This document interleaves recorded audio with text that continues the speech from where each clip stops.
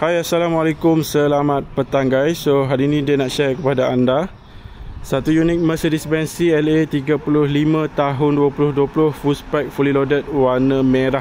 Warna kuning. Warna kuning ataupun dia panggil sun yellow. Yang ni tahun 2020, Mercedes-Benz CLA 35 4matic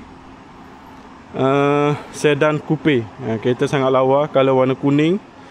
Kuning ni biasanya cepat sold lah. Okey, tahun 2020. Full spec, fully loaded, ada sunroof, pakai AMG bucket seat. Lepas tu yang ni dia ada AMG suspension. Okey, nampak dia punya belakang dia.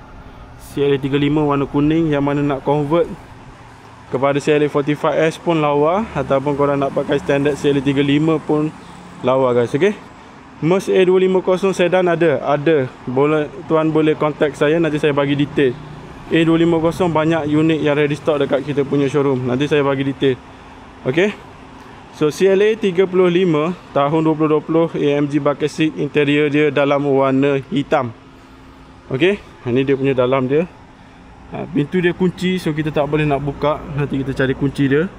AMG bucket seat warna silver, warna grey. Okay, boleh tengok color warna kuning. Warna kuning ni biasa dia cepat sold. Warna kuning ni memang dia cepat sold. Okay, semana nak cari CLA 35 color kuning, boleh contact Din, boleh tekan link dekat bio.